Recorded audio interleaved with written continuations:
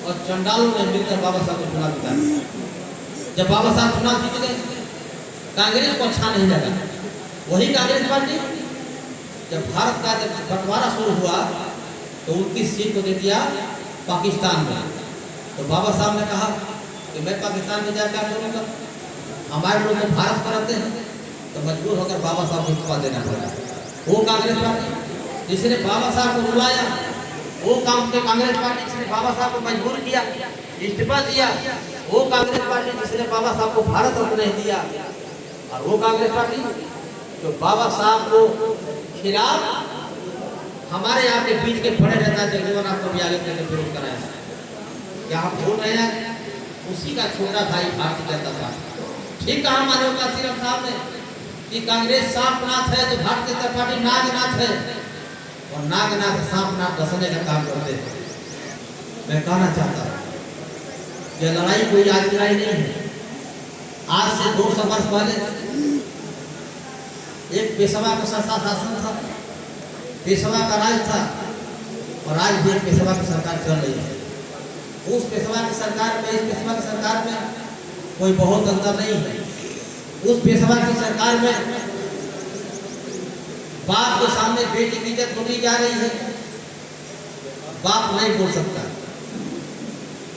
भाई के सामने बहन की इज्जत लूटी जा रही है। भाई करने जाते हैं, मजदूरी मांगते हैं तो हाथ पकड़ किया जाता है, हमें गाली दिया जाता है। और हमारे यहाँ के परिवार की बहन बेटी चाहे किसी भी जाति की हो, चाहे अपर कास्ट की हो, चाहे बैकवर्ड की हो, चाहे दलित की हो, चाहे मुसलमान की हो, किसी भी समाज की बहन बेटी अगर विधवा हो जाती थी तो उसको बाहर निकलने का अधिकार नहीं था। उसको घर से बाहर निकलने का बिल्कुल अधिकार नहीं था, काले कोठरी में रखने का अधिकार था।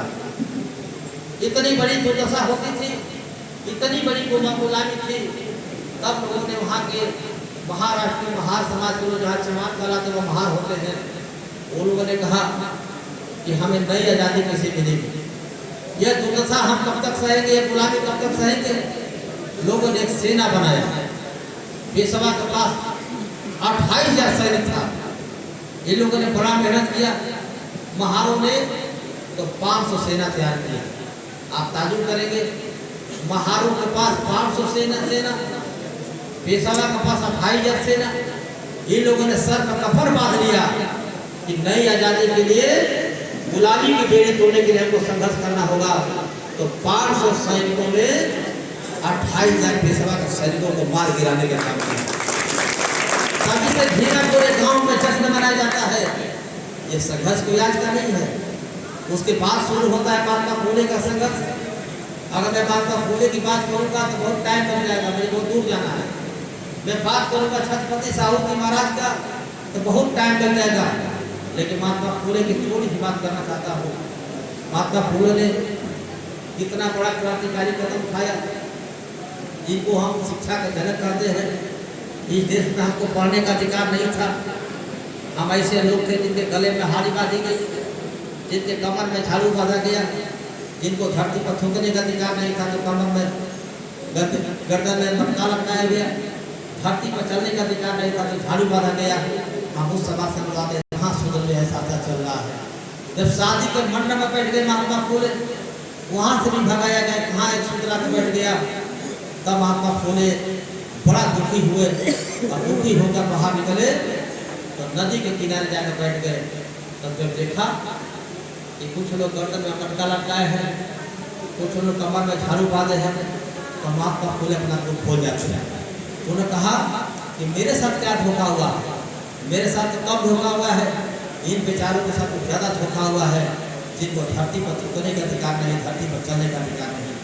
तो महात्मा फूले ने तो सोचा ये कैसे दूर होगा। उन्होंने कहा सब शिक्षा का भाव है। तो महात्मा फूले विद्यालय खोला, अपनी पत्नी सावित्री बाई फूले को पढ़ाया। और आप पढ़े होंगे जब सावित्री बाई फूले जब जाती थी स्कूल तो उनको 2-2 साड़ियाँ ले जानी पड़ती थी, उनके ऊपर कीचड़ फेंका जाता था। कभी उन्होंने लत से डगमगाया नहीं। सावित्री बाई फूले जैसी महान शख्सियत महिला ने एक अपना परिचय दिया कि हम लत से घबराने वाले नहीं हैं। और अंत में जब लोगों ने महात्मा फूले के पिता से कहा कि आपके बेटा आपकी बहू अनर्थ कर रहे हैं, यह ठीक नहीं है, मना कर दीजिए, जब उनके पिता ने मना किया तो महात्मा फुले ने मना कर दिया कि यह स्कूल नहीं बंद होगा, हम समाज में जगाने का काम करेंगे। अंत में क्या हुआ, महात्मा फुले को घर से बाहर कर दिया। जब घर से बाहर किया, इस देश में किसी ने घर दिया, जब वो घर से बाहर किया तब मुस्लिम समाज की बेटी शेख फातिमा ने अपना घर दिया कि महात्मा फुले यही आपके लिए करेंगे। क्रांतिकारी कदम उठाया महात्मा फुले का कोई संघर्ष जिसको हम सब लोग शिक्षा के जनक कहते हैं, सामाजिक क्रांति का प्रथम कहते हैं, उसी लाइन पर महात्मा फुले चले, छत्रपति महाराज चले। कोल्हापुर के राजा पूर्वी समाज में जन्मे इतने बड़े महाराजा, उनको धक्का तब लगा जब कैंटीन का निरीक्षण करने गए। जब कैंटीन का निरीक्षण करने गए और कैंटीन का संचालक जैसे बाहर निकला उन्होंने घर को धो दिया। जब कैंटीन को गंगा जल से धोया तब छत्रपति महाराज को लगा कि मैं भी तो अछूत हूँ। तब उन्होंने एक दलित समाज के कामने नाम के व्यक्ति से कहा होटल खोलो। अपने मंत्रिमंडल का सदस्य से कहा कि सभी यही जाकर चाय पिएंगे। तब उनको लोगों ने पागल आ जाना था। उस जमाने में छत्रपति साहू जी महाराज ने पहला व्यक्ति राजा थे जिन्हें आरक्षण की घोषणा किया, जिन्हें आरक्षण का जनक कहा जाता है। और छुआछूत नहीं चरण सीमा पर थी। ये नाई समाज का व्यक्ति जब बाबा साहब अम्बेडकर ने कहा मेरा बाल काट दो, तो बाल काटने से मना कर दिया। वही एक भैंस का बाल काटने लगा तो बाबा साहब को बड़ा तकलीफ हुआ कि मैं सुंदर हूँ, साफ हूँ, पढ़ा लिखा हूँ, अच्छा कपड़ा पहनता हूँ, फिर मेरा बाल नहीं काटा, लेकिन जानवर का बाल काटा।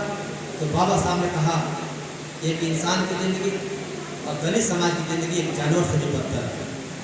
एक इंसान का बाल नहीं काट सकता, लेकिन जानवर का बाल काटा जा सकता है। उस जमाने में इतनी छुआछूत तरफ से था।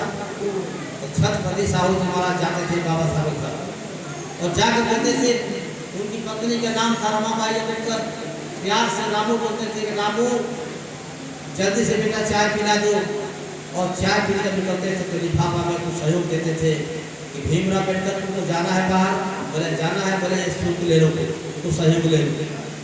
और 1920 में कानपुर की धरती पर एक पिछड़ों का सम्मेलन हुआ। छत्रपति साहू जी महाराज ने कहा कि हमारे बाद कोई नेता अगर होगा तो डॉक्टर भीमराव अम्बेडकर होगा। आपका एक दलित के बेटे का साथ किसी ने दिया था, तीसरे समाज के